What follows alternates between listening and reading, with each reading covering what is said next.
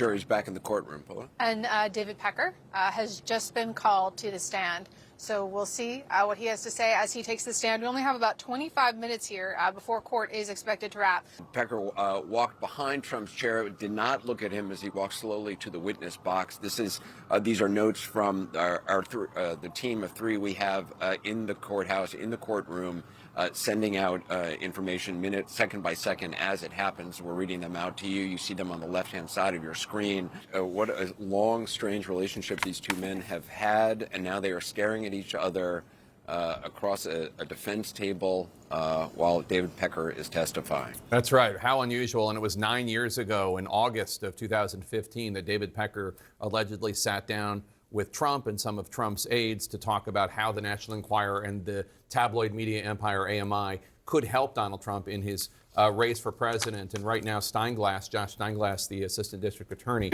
is having David Pecker walk through AMI and what kind of publications it has. And as Caitlin noted earlier, one of those erstwhile publications was Trump Style.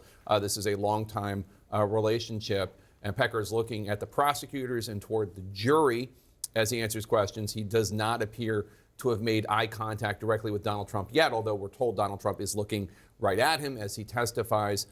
The fact that prosecutors have chosen to call David Pecker first tells me that they have confidence in him. You want to start off as a prosecutor with someone who you believe is going to make an impact, but also be safe. And that's why you would never start, for example, with Michael Cohen. Now, I'm sure the defense has a vigorous cross ready for him, but this is a sign of confidence by the prosecutors in the way they've ordered these witnesses. It is a big witness, and he has immunity. Yes. And Karen, they're walking right now through basic biographical details. The jury, as we covered during jury selection, during voir dire, this is a group of people that hasn't really kept up on the news. They're not really super up on who any of these people are, especially David Pecker, arguably the least well-known of the three major witnesses. David Pecker just told the prosecutor, yes, I had the final say on the celebrity side of the magazines, going into the details. So what is the point of what the prosecutions are doing here? Just establishing the power and the influence this man had?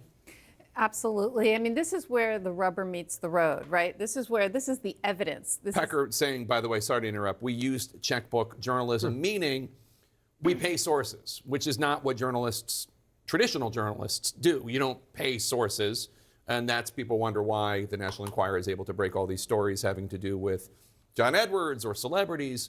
They pay sources. They pay nurses. They pay policemen. They do all sorts of checkbook journalism. Sorry. Yeah, so this is evidence, right? The opening statements are not evidence. Jury selection is just that. This is the first thing we are seeing that is actually now evidence of the crime. And so the prosecutor is using David Pecker to set the stage. And just note that David Pecker is just talking about the checkbook journalism they practice. If it was more than $10,000, he would have to sign off on it.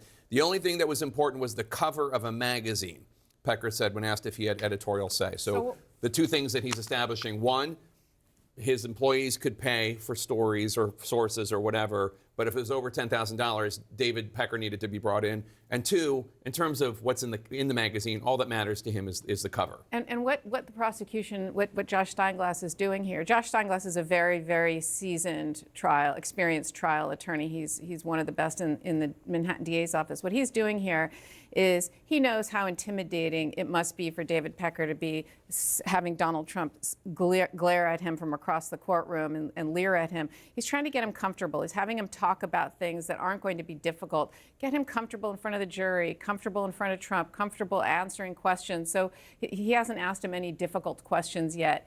And so you won't see that until he gets him used to speaking and used to talking here. So David Pecker was just asked to give the last four digits of multiple cell and office phone numbers. He laughed when he was asked to do so. He confused one, but he was proud he remembered another. I guess this is just to show that how hands-on he was. He was involved in specific. Yeah. It's also important that, I'm sorry, Jamie. I just wanted to ask Jim. This isn't a quiz, Steinglass. With someone like Donald Trump, though, are you reminding him of that every single day before you go into court about being cognizant of the jury? But it's actually not just limited to him. But yes, you've got a lot of people that are going to have very strong opinions. It's times 10. There's a whole political lane here that's different than any other prosecution. I get all that. So yeah, you'd be like, hey, have your spokespeople do their thing, but keep in mind we need these 12 people to realize you're respectful. On the phone number topic, I think they're also trying to lay a foundation because they're going to have phone records that look like your phone bill that lists numbers.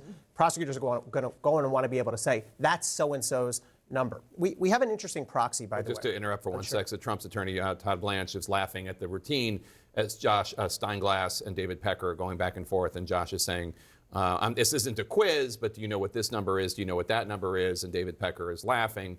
Trump is sitting forward facing Pecker, appearing to watch the whole cross-examination. Pecker is saying he had 2 email addresses, one for general work and a private one for emails. I didn't want my assistant to see. Well, that's interesting. I'm sure the jury is now saying, well, I can't wait to see the emails from the latter one, the secret email account. And by the way, this happens. There are light moments in court. And as a lawyer or a party, you want to be human. You don't want to be an automaton. You don't want to be angry. So if something funny happens, have a laugh. No big deal. Yeah, there we go. Pecker says he used the more restrictive email for sensitive matters. I'm sure they've whet the jury's appetite for those. David Pecker here saying that he used this private email account, the more restrictive email that his assistant didn't get to see, for sensitive matters. And the context here is important, Karen, because we're dealing with a tabloid publisher. Everything is a sensitive matter. So to be a sensitive matter in his world is super, super sensitive because basically he's dealing with airing the dirty laundry of all sorts of famous or semi-famous people. Steinglass, the assistant district attorney, is now asking David Pecker about Dylan Howard, who was the editor-in-chief of the National Enquirer at the time. Dylan reported directly to me, Pecker says. He's clearly using David Pecker to set the stage for other evidence that's coming in. And so he's having him tell the story. What are the email addresses? What are the last 4 digits of certain numbers? Who is Dylan Howard? He's setting the table with information and with witnesses and evidence that is clearly going to become relevant later. What is the significance of Dylan Howard, the editor of the National Enquirer? So he was sort of David Pecker's right hand, essentially. He was out there executing some of these agreements, finding these stories, arranging the deals. And it's really important. Remember, the jury knows nothing. You have to assume the jury knows nothing. They may vaguely be aware of some of the big names, but you have to start from square one, and you have to establish what are the key documents here and what are the key relationships? Who reported to who had what kind of relationship with who? Dylan Howard's going to become an important player sort of under David Pecker. And we just heard about that. We heard about his very name, right, in the opening statement to suggest that the two of them, Dylan and David Pecker, saying, what have we done in reaction to the actual election of Donald Trump? And when asked, David Pecker confirms that Dylan Howard ran the network of sources for the entire tabloid empire, AMI. His job was to maintain and cultivate relationships with potential sources. So again, Dana Bash, not only establishing David Pecker's credibility, but also Dylan Howard. When it came to juicy stories, the Assistant District Attorney Josh Steinglass asks, did Dylan Howard run those decisions by Pecker? Yes, he did, Pecker says. So establishing Dylan Howard is the guy running stuff, but if it's over $10,000 or really juicy, David Pecker was involved. First of all, can you imagine that being your job? No. Okay. Just nobody here can. Yeah, they're establishing that David Pecker is somebody who is the most credible when it comes to having knowledge and having the ability to carry out not only the catch and kill, but also to be involved in the quote-unquote scheme that the prosecution is laying out, that the former president, along with Michael Cohen, falsified his business records. So David Pecker saying that he and Dylan Howard are no longer in contact. The judge is now excusing the jury as we approach 12:30.